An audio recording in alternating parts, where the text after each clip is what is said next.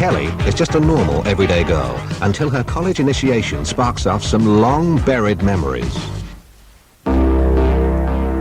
Strange images and sensations crowd her brain, and none of them can be explained. Then the images turn into real life. Very funny. Or death. Nurse found murdered. Being sought in connection with the killing was Jason Randall, inmate groundskeeper. Sanitarium where the victim was employed. Calling. Kelly. A series of bizarre murders have only one thing to connect them, and that's Kelly.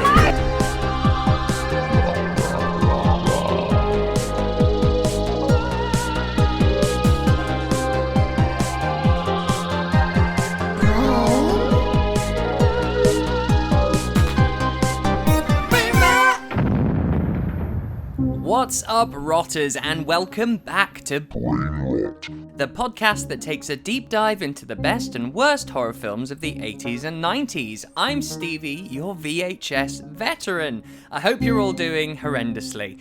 So, the people have spoken, and we have chosen our new franchise retrospective for Patreon. Patrons had a choice between Scanners/Scannerclop. Scanners/Scanner Cop, The Howling, can you believe there's 8 of those fucking films, Demonic Toys, Phantasm, and Subspecies. And it was a very close race between Phantasm and The Howling, but Phantasm just pipped it. And so, next week here on the main feed, we will be covering the original 1979 movie and then continuing with the subsequent 4 movies over on Patreon once a month. I cannot wait. And joining me on this journey is friend of the pod and Dead Meat's kill count star, Zoran Gavoyich. It is going to be a good one. Boy! This week, Joshua Tonks joins me to discuss 1984's The Initiation with a banger of a cast, including Clu Gulager, Vera Miles, and Daphne Zuniga. If you overlook the clunkier moments, this slasher hits all the right spots, and it has an 80s twist to rival Sleepaway Camp, but less problematic.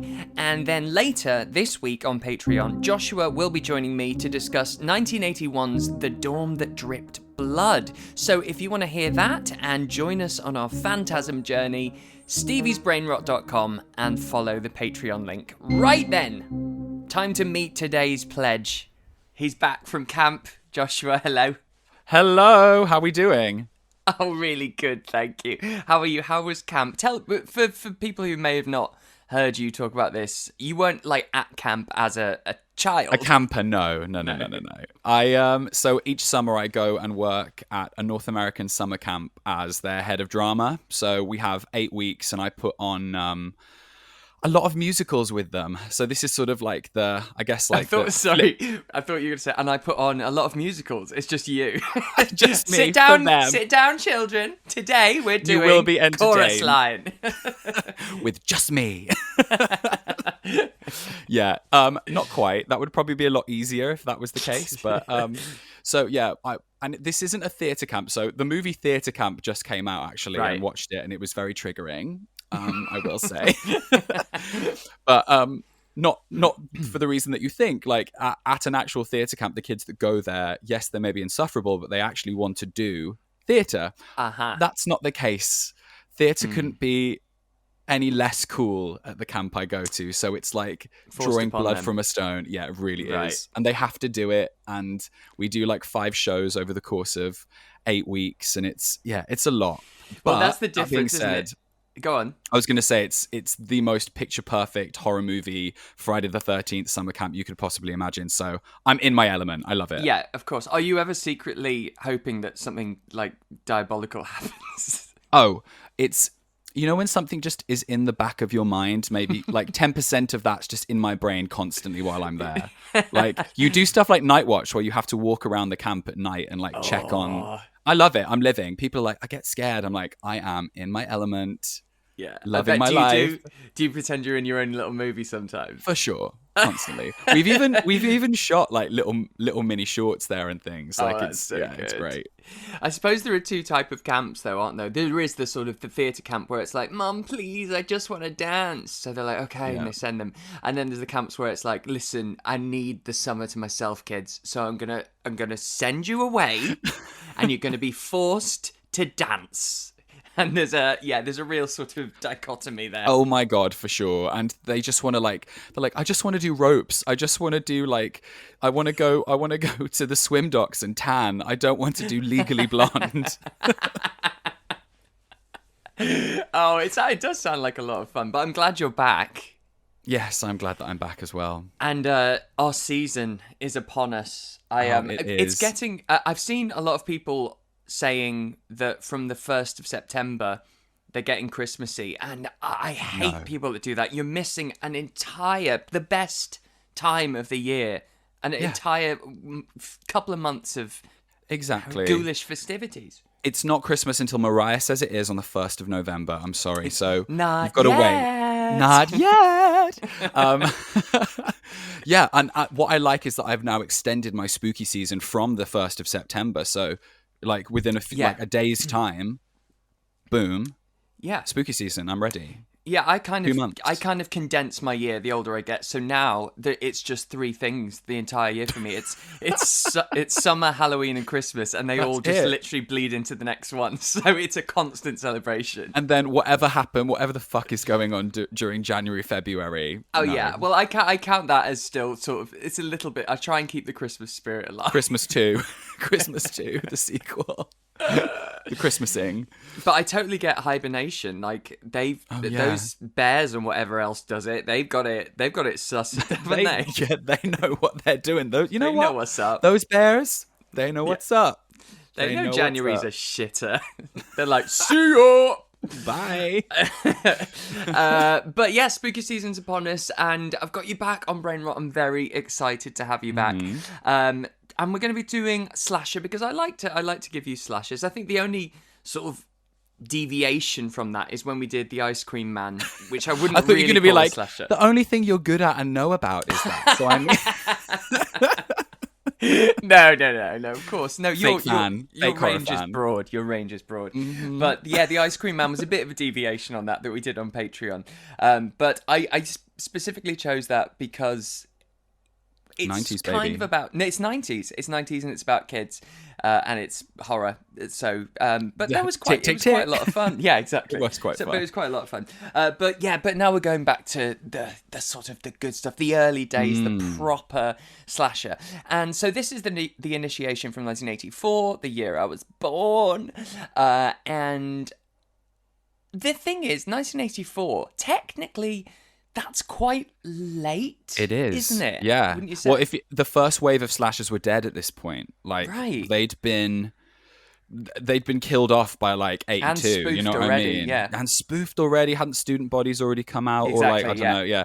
So I was surprised seeing this.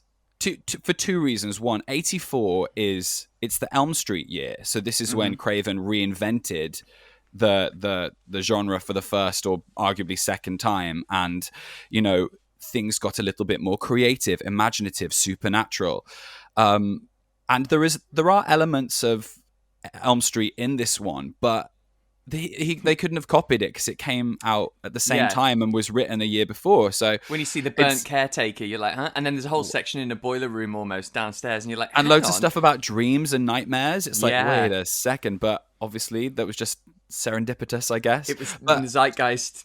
it really was. But what I find also interesting about this is 1, the budget, 2, the cast, and 3, how good it is. Like, it's a really good film. Really good. I'm so glad you said that, because I think this one really does divide people, because I went on my letterbox to relog it, because I've seen this once before, and I remember I really enjoyed it. And in my head, I was like, I think this would be a good pairing for Josh, because I know we both really enjoyed when we covered House on Sorority Row. Yes, And I remembered yes. in my head, there was, it was in that vein. And I saw on Letterboxd that some people literally saying it's the most boring, slow slasher, and then other people saying what a gem and a standout in a dead time. And I'm in that camp because I just find it thrilling. And the thing is, everything has been taken from something else. That's the thing. Yes. You know, the twist within the twist and the actual setup and the revenge plot or the twins. You know, we've seen all that before, but I don't care. And as obvious as everything is, there's always one extra element that you're not expecting. And that's what I liked about it because, Agreed. I mean, we'll talk about it, but the initial opening sequence that we see a few times, which is the dream sequence, to me, it is so obvious what is happening here. Obvious. And then throughout the film, they try and make it this mystery that gets revealed, and but you literally showed it. It looks like what it is. There is no mystery around it. No, to the point where I was confused by the fact that Yes. this was a mystery. I was like, oh, Clearly. but then are they being quite clever? Really? Because I think this is a film that definitely succeeds upon a rewatch. For sure, because you can go back and look at the things, because there is a big twist at the very, very end, and that was one that I didn't see coming until about 2 seconds before it happens. And so maybe they're just playing into the tropes of, well, people are going to assume that this is a crappy slasher movie and that we haven't put the work in. And they have put the work in. And I can see why people think this one could be boring as well. Like it is slow moving and it does, meander around kills, but I quite enjoyed all of that, and I quite enjoyed the characters and the performances. So it doesn't feel hokey in any way. It feels like it's actually trying to do stuff well. Yeah, I completely agree. And and what you were saying about maybe they've done that on purpose. I like that idea. I like the idea that the whole way we're going, oh, for God's sake, they think they're going to surprise us at the end, and then they manage to actually, because they go, so it is what you thought. But actually, no, it's not quite what you thought because there's another element. So, I mean, but that's a challenge to stick it out in that case, because I think that's where a lot of people may go, oh, no, this is so obvious and where it's going. And I can see people tuning out. But I really enjoy it. I think it's really great. I think the original one-sheet poster is really good, which is the girl being held like a candle and by this hand, and it's really alluring and creepy. Alluring. I love saying that. And it is low budget, and the effect that we get, there are some towards the end that are a bit more gruesome than others, by Jack Bennett, who did the effects. Really effective. There was a problem there. Peter Crane originally was the director, and he was British. Oh, okay. And he was great. They were saying, I was watching the extras on the Blu-ray, and the writer and the producers were saying that day 3 of shooting, they were looking at the dailies, and they were like, this looks fucking amazing. But it's day 3, and we are 2 days behind. And so they were like, unfortunately, we don't have the time for this. Right. This arty, brilliant looking, because all the stuff you see at the beginning, like at the the sanitarium, that's all really stylized. And when they're outside circling her, there's some really good camera work. But they were like, but we haven't got time for this. It's just a shitty fucking slasher. That's how they viewed it. And so then they kind of they fired him. And then got in a guy who'd been doing TV, which was Larry Stewart, who'd done TV, because that is fast-paced and quick-moving. They were doing 10 pages a day, I think. And so they brought him in to finish it. But the funniest bit about that whole thing is the fact that they have got fucking Vera Wang? Vera Wang. Honey, Vera Wang. Vera Miles, Wang, baby. Vera Miles, of course, of Psycho fame, and Psycho 2. So Vera Miles, you're like, wow, why is she in this sort of pretty low-rung slasher? Right? And so she did it because she said, I will do it, and I want all my stuff shot in 2 days. And that's all you're getting. And the only reason I'm doing it is because I see something in this young man, this Peter Crane. When I sat down with him, I realised I can see his passion. There's something there, and no matter how good or bad this script is, I'm gonna give this guy a shot. So that's where she signed on. But of course, he got fired 3 days in, and it's so she was picked up from the airport. They didn't tell her on the way to set, and that's when she found out. Oh, by the way, there's a new director because the guy said, "Why did you do this film, Miss Wang?" And she was like, "Oh, the director. I really see something in him." And he was like, "Oh, that guy's gone." You know what? She's so good. You can tell that she is a veteran. She's just so good. Like the way she just lands everything. She nails everything that she's doing, and it feels classy, and it feels elevated, and it feels really good. And I was like, I can't believe she's in this. Like, this is amazing. But now we know the backstory as to why. Yeah, there's also another. There's another Elm Street parallel there, isn't there, with the mother with the secret who's hiding knows the real reason of what's going on, and it's actually, she's part of it, and it's due to her. Yeah. That is such a parallel. It's quite crazy. We really are in like that sort of like latchkey world, aren't we? Where the kids are very much left to their own devices, and so like the sort of the mystery of what the parents are actually getting up to, and that must have been really playing on a lot of writers' minds, I think. Yeah, clearly, it was a sign of the times completely. So let's talk about it a little bit more in depth. Obviously, I'm going to ask you now for a little synopsis. Okay, here we go. Naturally wrote this like about finishing as I'm like clicking to enter the chat, but here we go. Fantastic. It's Hell Week for the sisters of Delta Rho Chi and new pledge Kelly Fairchild, or so we think, along with roommates Marsha, Allison and Beth, are preparing for an epic prank night where they, under the instruction of campy mean girl Megan, are required to steal the night watchman's uniform from Kelly's father's fancy department store after hours. Yeah. But before all of those shenanigans, Kelly has to get to the bottom of her recurring nightmare, or so we think, about a strange man, or so we think, being burned alive in her childhood home, which began after she fell out of a treehouse as a kid and suffered from amnesia, or so we think. With the help of the Charmed One's dad and his less than delicately feminine assistant, Heidi, Kelly undergoes a sleep study to see if this recurring nightmare means more than meets the eye. Spoiler alert, it does. Because her parents, played by Klugaluga and, oh my god, Vera Miles? Which that gag doesn't quite land as much after we've just been chatting about her. They have been keeping secrets.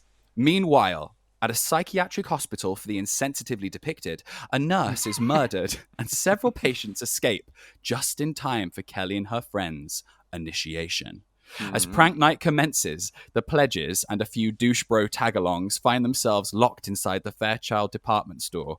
But as the bodies begin piling up and thinly veiled truths about Kelly's childhood come to light, these sorority wannabes soon discover that what was meant to be a simple initiation will become a fight for survival.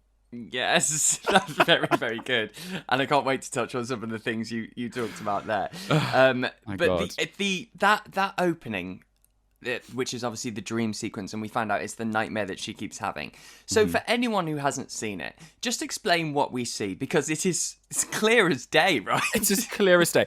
So this is my interpretation, watching it, having never seen it before. So a little girl wakes up on a dark and stormy night in her bedroom. She hears sex noises happening from her parents' room. So she goes curiously to investigate and sees what we assume is her parents having sex. Then, shock horror, she starts stabbing this man because, wait a second, that's not her father. And her real father comes in and walks in on clearly her mother having an affair. Yes. And a fight ensues and an accident happens in which her father gets lit on fire and her mother takes her out of the room, and then she wakes up from this nightmare. Yes. So she's a little girl that's walked in on her mother cheating, and her dad has also caught it, and then a horrible accident has happened. Like, that's literally face value, no interpretation. No, like, reading into things. Right. What you think is happening, for sure. Yeah, that's what's so crazy about it, because you're like, okay, got it. That set the scene. This Great. traumatic event happened. She stabbed the affair. Got it. And then transpires throughout the film that we're meant to just think that it's her parents having sex, and a random man walks in at 2 a.m. dressed in a trench coat, and then that random man gets set on fire. And that this isn't a memory, even though it clearly she's dreaming about something that did happen. Yeah. This is before we even get to the what could it be? This is a nightmare that she's having, a mysterious nightmare that's happening, and the reason that nightmare started happening was because she had amnesia from falling out of a tree. Like, they really go into like the soapy elements of this, which I found quite soapy. Charming and funny, but it's also like a lot of, you've got to suspend your disbelief quite a lot. Yeah. There's the element of the fact that all of her teddies and dolls in her room have their heads ripped off as well. Yes. And that's something that doesn't get touched on that much. And what I do like about that is that's something we only really can put together ourselves towards the end because of the twist. We go, actually, it was this other person who clearly had tendencies and is behind the whole thing. And I enjoyed that. There's also another bed in her room that she passes by very subtly.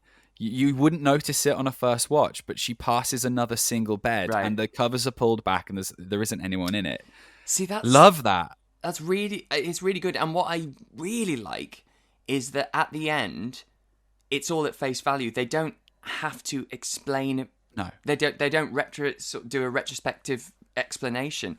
There's no flashbacks or anything. No, you just put it together and go, well, that checks out, actually. That answers all my questions. Yeah. So I like that. But then we are at Delta Rho Chi. Delta Rho Chi, never will die. And it's the, it goes on for a while, these initiations. A while. There's the prank week, and then there's the initiation, and then there's the pledging. And, it's a lot of work, it seems. But you mentioned we meet Kelly, Beth, Marsha, and Allison. Now, there are main girls, but I have to say, poor Beth, she gets left behind. She's like, I'm going to stay back at home. Yes. For plot not reasons. Really in the action. Just so you can tell, like, that they were writing that and went, oh, fuck, okay, someone's got to stay. Yes. And we don't have another actor. Someone's got to stay and answer the phone so we can get James Reed's professor character to the finale. Okay, fine. Okay. And we need to have a character that we're going to pay to talk, so it's going to have to be one of the main four. And a character that would know what was happening, because this is probably a secret. Like, it's like, fuck, sorry, Beth. Sorry, babe. And yeah, as you said, so their main initiation is that they have to break in at night to Kelly, who's our lead girl, our final girl. And the girl we assume we saw waking up and having the dream about because herself. of the long brunette hair that's exactly the same. Yeah, exactly. And they've got to break into her dad's sort of fashion emporium, like department mall. Store, multi-level mall. Yeah, and steal the night watchman's uniform. I'm here for it. I like it. I already know that they're telling us, but don't worry, we're going to a mall, because we love fucking horror films in malls, right? Well, this is what I was surprised by. Like, you have this college set slasher, which then ultimately ends in a place that's like really modern and fresh and lit and so different from what the poster sort of alludes to, what the alluring poster alludes to. Oh gosh, right, that's my alludes is my bingo. I've realised I do say it not in real life. No, on never. A podcast, only on a podcast. I don't know where it comes from. I think it makes me sound like really filmic. I like the fun L though. That like I do the same thing. It's the L-U. Allure. Yeah. Mm-hmm. Alluring. Yeah. Delusion. Wait. Wait. No. Now, the classic 80s mental health depiction at the sanitarium. I mean, they're literally... I normally say, they're climbing the walls or licking the walls as like an example, but they're actually doing that this one. There's one guy who has to wear a helmet because he's hitting his head constantly. I mean, it's Well, and like I feel like with things like that, it's like they just got the local acting troupe to come in and do some like Definitely. improv. You know what I mean? Like, let's get like the local talent to come in and like Yeah. give us. Can you give us crazy? Thank you. And that nurse. Yes. I'm not one for being like. I'm not one for calling people a bitch, but she's a fucking Ratchet. bitch. Oh my god. Yeah. Well, she gets what's What coming a to her, choice. Josh. She does, yeah. And again, I don't like that normally, like people being punished. But yeah, honey, sweetie, baby, cutie, Like But- you don't yell at someone like get inside, and then your next instinct is to like raise your hand to strike them. I'm like, what are you doing? Yeah. No, it's really bad. And we've already found out that this place is like expensive to throw your mental health People in. issue cousin over there. It's like you have to pay up to be able to afford this place. But this is where we get the first kill, and it's Nurse Ratchet. And it's interesting, isn't it? Because we've had a little shot of the groundskeeper outside. Yeah. And so is he just employed, or is he also an inmate? I found that a little confusing. Yes. He's got privileges. And no, I'm he assuming. does. Yeah, I think so. Like he's been locked away, but also, and I feel like that's to do with Fairchild's money. Probably he's been maybe locked away, but like he's allowed to work because maybe he's not really mentally ill. He's just burnt. Just burnt. So they're like, Poor guy. Keep him out of 'Cause sight. he was an employee, wasn't he? He was an That's right, employee yeah, of, they said that. of Fairchild, and then Yeah, and then he's not allowed out, I assume. God, awful. What that's but a horror first story. Yeah, I hate stuff like or wrongful sort of Incarceration and, and stuff committing, like that. Yeah. Oh god, it makes me like honestly, it really fucks with me. Like that movie Unsane. It really got to me. I was like, please, someone listen Like, to her. and no one does. Oh, and like, God, it's the the more you yell and the more worst. you protest, the more crazy the more you look. crazy like, you look. Oh, it's the you worst. can't win.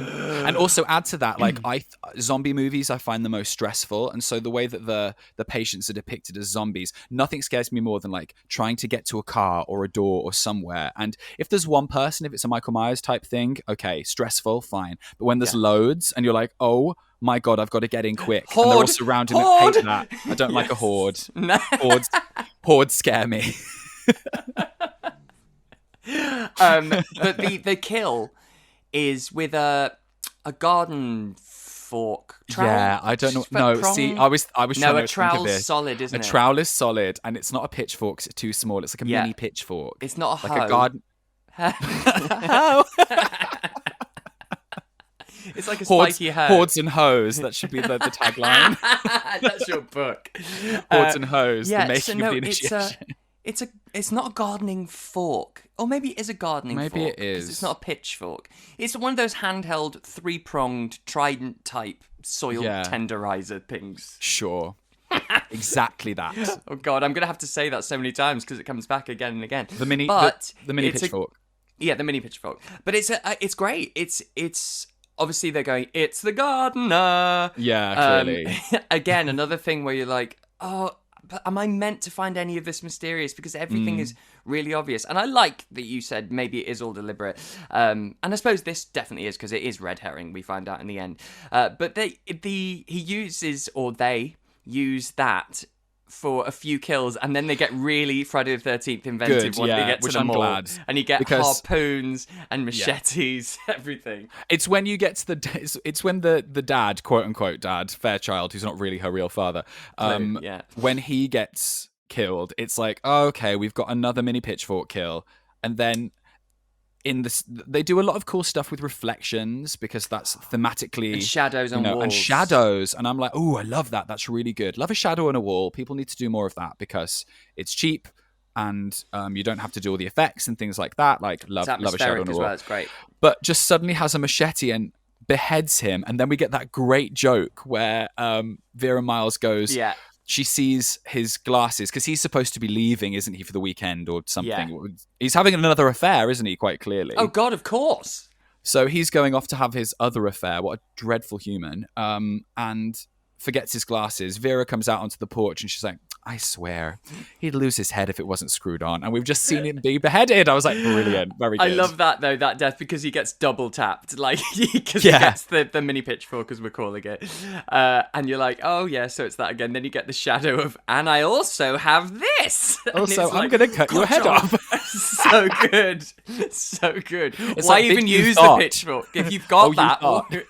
But also, why the double tap? Why not just use the machete? I love the artistry of it. It's like, no, I'm going to be theatrical about this. Yeah, for no one but himself.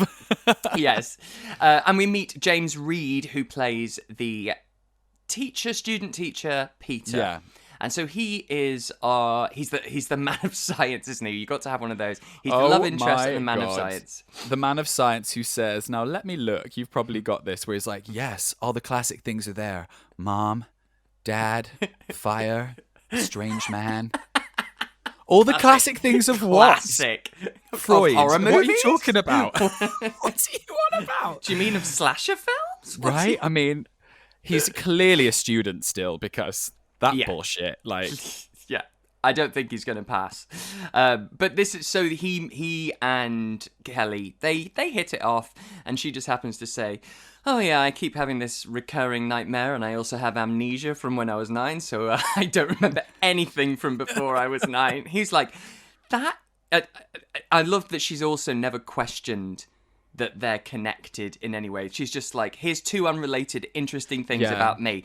I keep dreaming I'm a little girl, and I stab a guy who's having sex with my mom, and then I also can't remember anything from before I was 9. But these two things are completely separate. Don't worry about it. But luckily, Peter's favourite thing to do in life is monitor dreams with a dreamograph and some high-tech equipment he's got in a broom cupboard. In the basement of this prestigious university. Like, do they really know what's going on under here? With his assistant Heidi, who, by the way, I love. Coded. Such a coded lesbian. But also, at the same time, this is a testament to, I think, the actors and the casting. Because, you know, obviously you've got Vera, you've got Clue. You've got who plays Kelly? She is Daphne Zuniga. Yes, oh my god, obsessed with her. Like, she's really good. They've all got weight. And then, so the actress playing Heidi has like the really thankless job of having to give a load of exposition later on in the film. Yeah. But she does it in a really charming, character-based way. Like, it feels a little bit Buffy-ish. Like, I'm Rupert Giles and I have to tell you what the monster is, but I have to do it in a way that's engaging, and she does. And I was just really impressed with that. And I think the strengths of this film are in the cast, because the story's super clunky and could be told in a much better way if it was restructured and maybe had potentially a stronger director that wasn't just doing TV quick. Yeah. But the actors make it work. Like, they sell it. Even the campy stuff, they do their best with, you know? Yeah, I completely agree. I like all of the characters. And when I say I don't mean that the characters are likable people, but every single person, there's something about them, and I think everyone brings something to the story, especially in the clunky moments. Yeah. That is what pulls you through, because everyone just has little quirks, and especially Heidi, because it could be such a thankless role, but as you say, she makes the most of it, and really stands out as one of the characters that you remember. Yeah, it could be really boring. The quirky assistant, yeah. Yeah. But this is where Vera and Clue, as we'll call them, because it's their real names. But there's a weird moment where she's sort of looking into a mirror, licking an empty glass. It's all very odd. It's super camp. Fucking camp. And they discuss, the quote-unquote, the lie. And I wonder if we've done the right thing all these years later, 15 years later. And so we also see that Kelly has this weird thing about mirrors. So she... and it's quite clever, because again, nothing is explicit at the end. You can go back and go, oh, it's a twin thing. Yeah. So she can't pass one. She can't pass a mirror without stopping dead and sort of falling into a trance. I mean, it must be a nightmare getting ready in the morning. Can you imagine? You'd be there for like 2 hours trying to brush your hair. Like, Kelly, get to class, babe. Come on. Yeah. You've got a sleep study to do. You've got dreams and nightmares to do, you know? Yes, yeah. Her like dissertation or whatever she's doing. But yeah, so it's there, and as I said, we're never really told what that is. You put it together, and I just think it's really trusting of an audience. And it's at this time in the 80s when they do not trust the audience. They think we're all fucking stupid, and we have to have the post-event monologue, and we don't. Yeah. I really like that. But we're back at the sorority house, and it's the party, and of course we've met him earlier, but this guy, the dweeby guy called Andy, who likes Kelly, but then Kelly turns him down, so he's like, "Oh, I'll go with the bitch." Yeah, with Megan. Yeah. And then you've got Ralph as well, who's trying to hook up with. It's not Marsha? Beth. Is it Marsha? Yeah, and is Allison? No, Allison. The kind of, Allison's the hot one, and Marsha's they keep calling the her virgin. the virgin. Yeah, so I mean, we'll talk it's about with that later. you've got Ralph trying to hook up with Marsha then, and he's like you say about characters sort of being really likable. He's depicted as really deplorable at the beginning, but he still acts in a way that's so charming, and I really came around to him towards the end, and all the virgin stuff is really uncomfortable, and that does I was like, oh, are we really doing this? And then we get to a scene where she reveals things about maybe not being a virgin that I was like, oh, interesting. Okay, what are they doing here? It goes left. What are they doing here? What are they doing here an hour into the slasher film, sort of giving us this revelation about a side character? Okay. Yeah.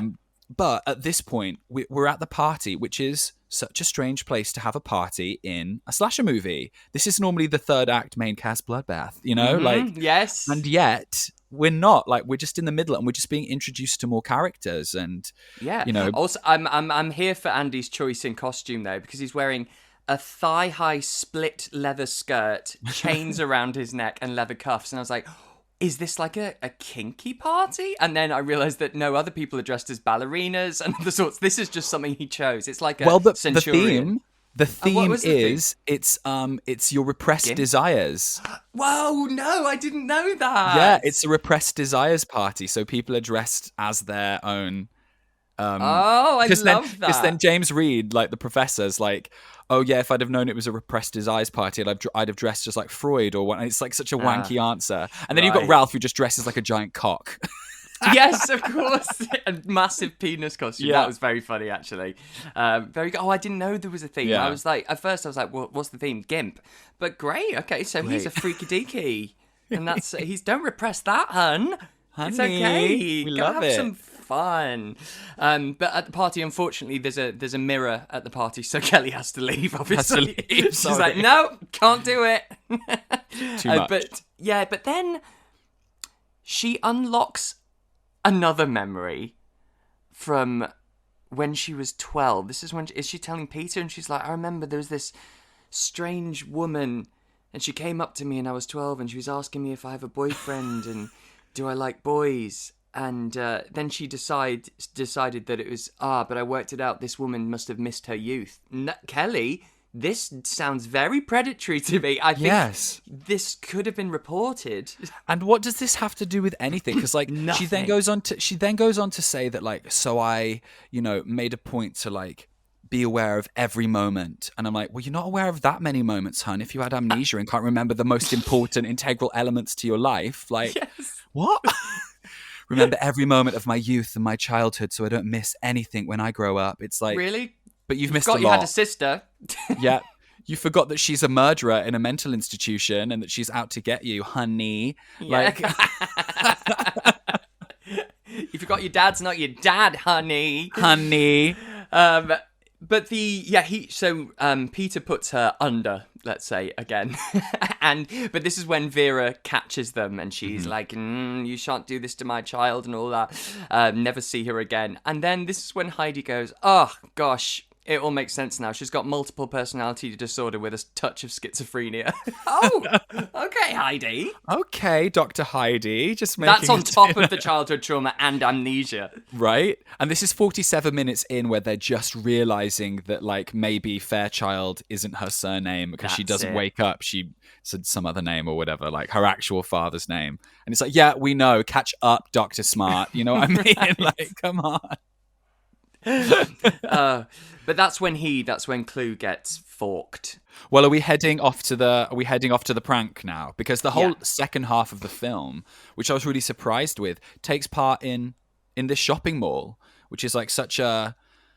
I knew it was going to maybe finish there, and maybe like the sort of like surprise coda, 15 minutes before the end was going to be there, but no, they're there for like half of the movie. I was Yeah. like, oh, this is cool. This is I wasn't expecting that, Yeah, the establishing shot of it, though, it goes on for quite a while. The Night Watchman on his own, sort of going. Yes. The The night. Please give me more music. But that's someone looking around. Is there something there? Oh. I heard a noise. Yeah. Now it makes sense.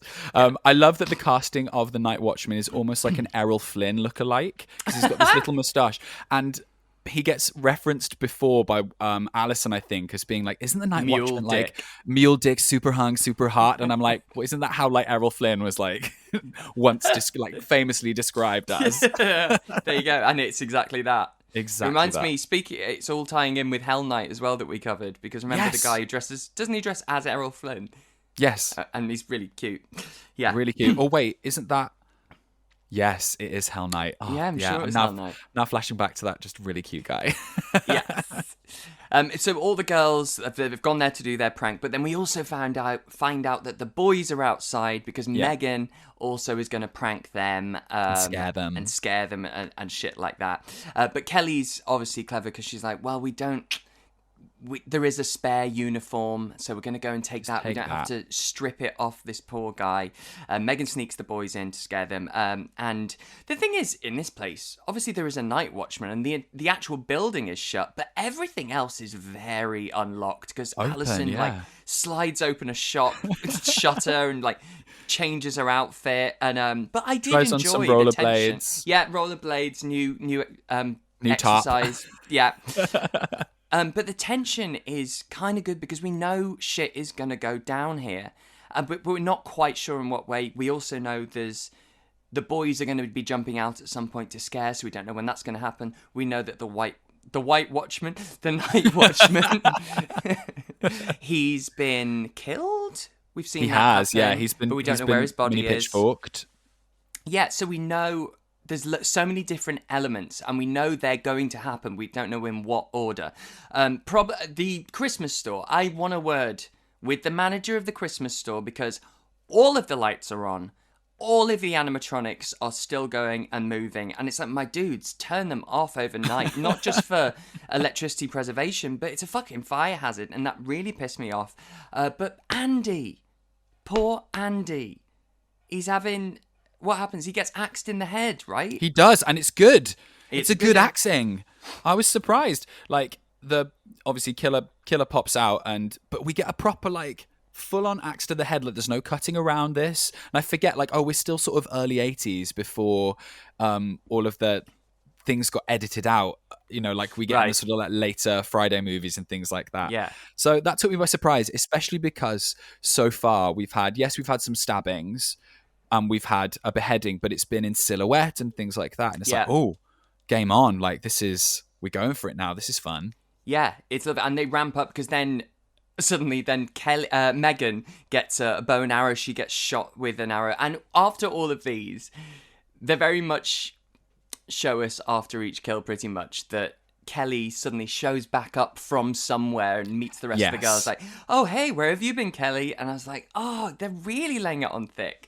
Yeah, because I was then thinking, oh, this is going to annoy me because they're clearly trying to set up that like, oh, it's Kelly doing all of this. Like, because they always do the thing where like they let you know who the killer is at the beginning, which is like burnt trowel guy. And then, oh no, twist, it's not. It's actually the final girl or it's actually someone else.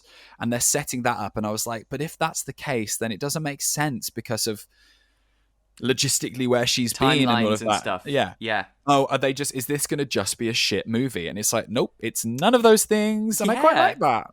Yeah, it's good. They make you feel really clever, and then they go, ha, fuck you. You're not. But this is also when Heidi, wonderful Heidi, Peter's assistant, she uncovers the mystery that we already knew and says, oh, it turns out that guy in the bed wasn't her father, and her father was the one that was burnt. And so actually there's been an escape from the institution where her father, the burnt groundskeeper, has escaped, and so it's him doing all of this. And you're like, oh yeah, well, I know. Yes. Not that. But then there's a bit of a change of pace when they're all having like a dinner. A dinner, yeah. It's funny that they decide to slow down at this point. Like, just structurally, I think, again, like I said, the film's maybe It's not like a clunk. it's a great film, but it's not told in quite the best way. And it's lovely that we're giving more character development to all these supporting roles, because it makes it a bit more sad when they eventually, bite the dust. But we end up sort of stopping the movie in its tracks a little bit to get what becomes quite a serious, upsetting story for Marsha. Marsha. I keep wanting to call her like Marlo or Miriam or Sure. something beginning with M. In which, so her character is defined by the fact that she's the virgin, and then she Yes. reveals that actually she isn't a virgin because at 12 years old she was effectively raped by somebody. Her violin teacher. Yes, which is horrible. And then she runs away, and so then the dude that's trying to get in her pants, who I will say, on the one hand, is very charming and very sweet and adorable, and I would totally have a crush on him and all of that. But what the film is doing is a little bit icky, because what he does to make her feel better is instigate sex, Yeah. which that summon ain't I know right there. it feels like he's saying, you've just never had it properly. Yeah. It's definitely icky. And also, if you're going to put that in there, I need to see it have an effect on other people's ways, the way they are, the fact that they're using Virgin against her. You need to see that has an effect on these people. Everyone needs to grow in some way, but they don't even acknowledge it. They kind of just go, oof. And then they're all back to fucking around and being silly and playing jokes. And this isn't that movie. This isn't the right movie for that kind of revelation. And even though Ralph's character, sort of after they've had sex, you kind of see that the reason he's always cracking jokes and maybe being quite insensitive is because it hides his inner insecurity and all of that. But ultimately, he still gets what he wanted when he was being a douche at the beginning, which is he gets to deflower the girl and gets his leg over. It's a little bit okay, this isn't. I'm not sure where they were going, it's annoying because he's charming. Because we end up liking him, and it's this doesn't quite click. And we're in a slasher movie, an hour in. We need to be running around terrified, blood and terror and thrills and spills. This isn't the moment for this at all. Yeah, I think this is the main down point of the movie. And I mean, it's not awful. It's just odd and icky. It's odd and icky, it really sort of puts a break into the action that that just doesn't pay off. No. There's no sort of message to take away that. No, that not at all. It's just trying to give. I think it's probably just the writer and director of the time trying to give a gravitas and a weight to something without understanding the full magnitude of what they're saying. I think it's just that. Loads of films do it. Well, they'll add in a sexual assault, or they'll add in something like that, just to create stakes and pain and drama. And it's no, you don't need to do that unless you're going to follow through. So. Yeah, and the way they play it, again, this feels soapy, and it's not the sort of it's not the sort of thing you want to play around with in that sense. But then obviously we have Alison. She finds Peter's been sliced. He's had his throat sliced, and he's in the cubicle. And then she gets a harpoon through her back. Very nice. Then does Ralph get killed? Wait, no. It's Alison gets killed at the the main sort of reception desk, right? Where she's screaming over the loudspeaker. And it's Miriam, not Miriam, Marlo, Marsha. Ralph gets harpooned while they're having after the sex. And then how does she die? She gets dragged back into the elevator because they go into brilliant. It's a really good section, because obviously then you've got Kelly and Marsha, and they take sanctuary in the service lift. Yes. And they just miss because you see the shadow coming around the corner. And it's very good. And then the killer gets on top of the lift, so they have to try and get out. Floors. Yeah, well, it's between floors. And then Kelly runs, and then Marsha gets dragged back in. And it's very good. The tension actually works in this section. And you only see the legs of the killer coming down. Yeah. And you can see that it is the blue jumpsuit from the sanitarium. So, and then we finally get a flash of the burnt groundskeeper, and you're like, oh, Yeah. he is there. It is him. Yeah. And this is the part I messaged you because the sequence is so good and has so much potential. This is the part I messaged you where I was like, ooh, ripe for a remake. Like a whole, like, give me an elevator sequence and like crawling between floors and all of that kind of stuff. I was like, yep, I want to write this now. I'm excited. Nothing gets me more hyped in a slasher movie than like a sequence that like almost meets its potential, and I'm like, no, I can work this out. I can correct it. I can, and I get so excited. But I love that. And so poor Marsha, whoa, got there.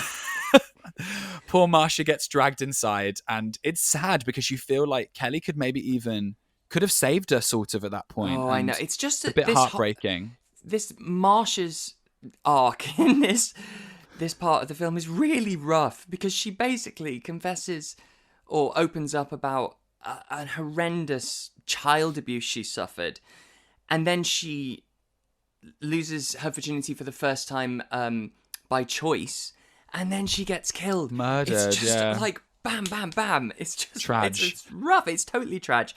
And then Kelly makes it to the roof where she is faced with her father, although she doesn't know it's her father at this point, and she knocks him off the roof to his death. Does he die? Is he getting carted away in an ambulance at the end? Oh, I didn't see that. Possibly. I think he is. I think they pull their punches a little bit with that at the end because meanwhile, what's his face?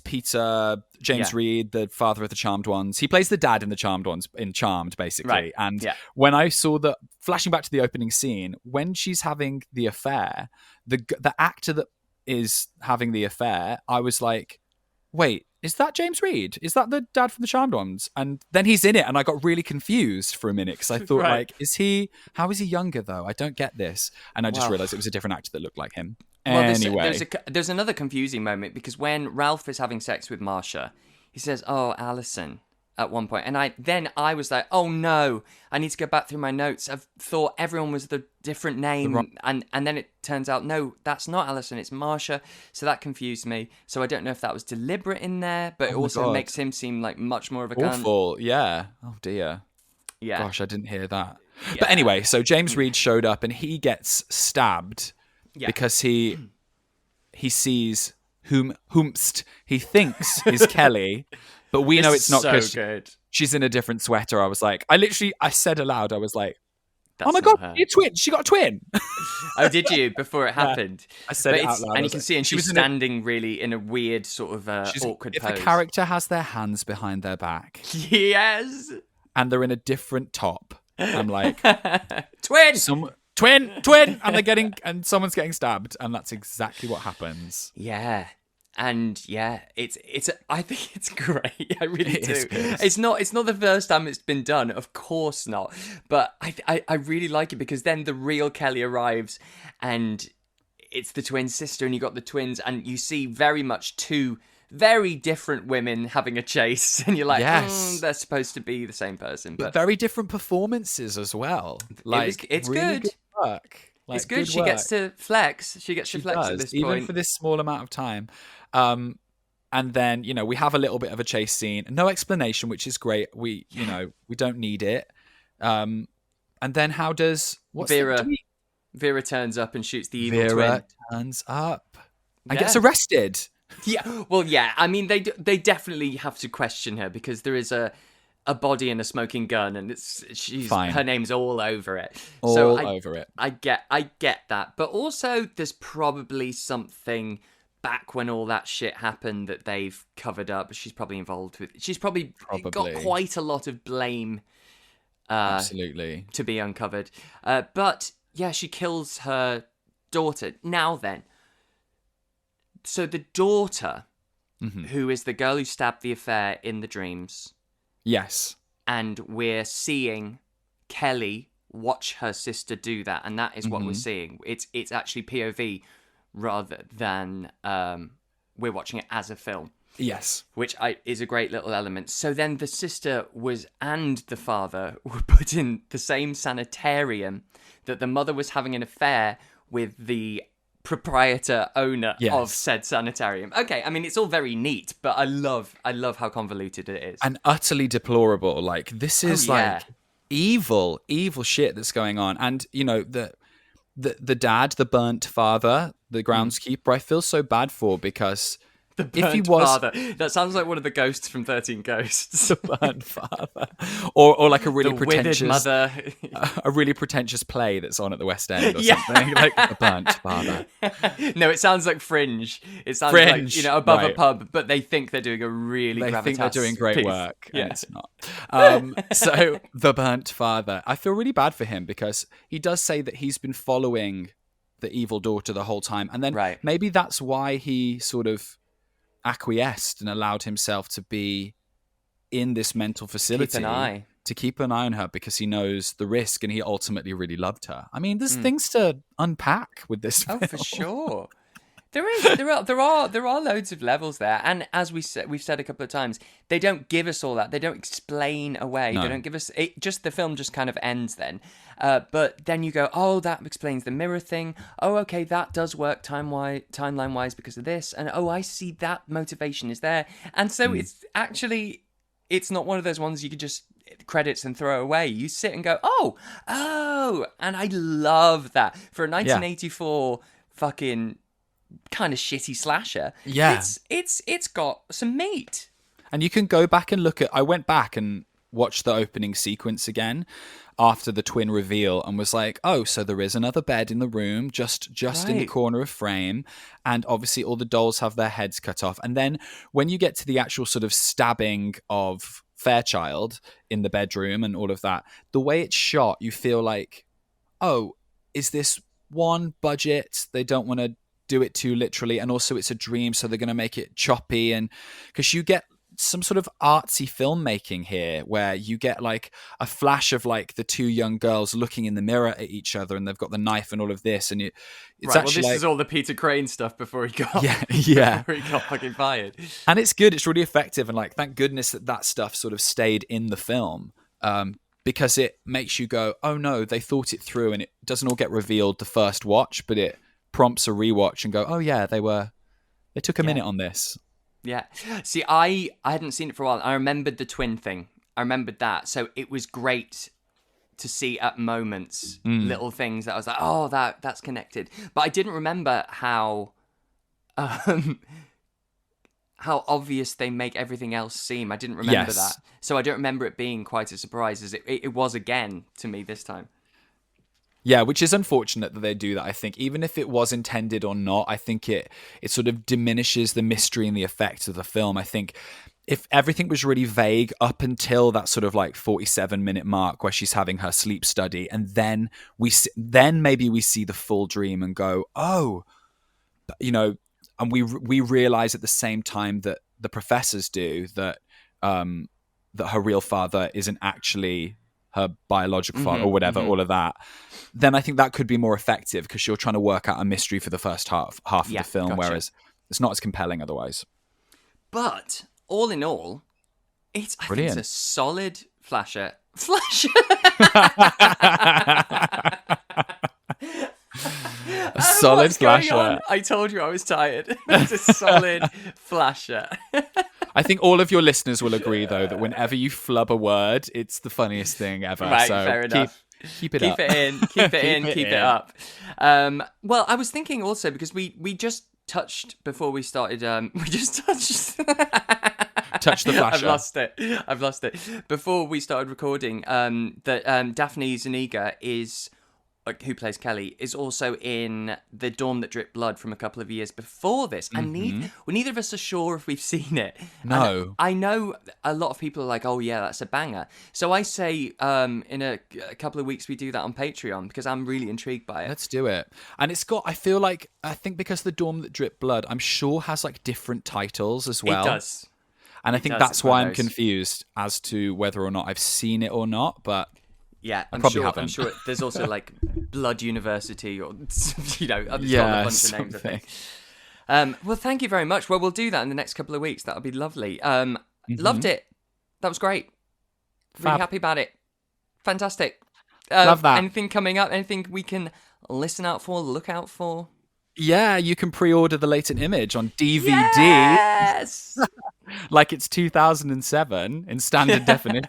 So yeah, my sort of the film that I'm in and have been involved with for quite some time now, The Latent Image, is available for pre-order. In the US, it's available sort of mid-September on Amazon.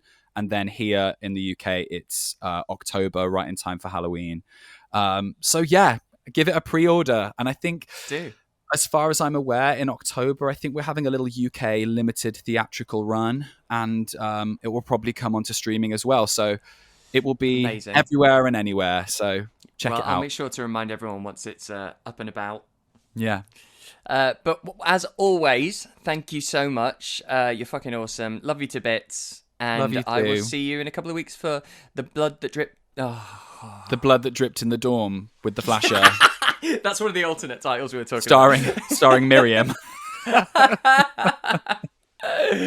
Oh, on that note, I think I'm going to go back to bed. All right, love. Bye.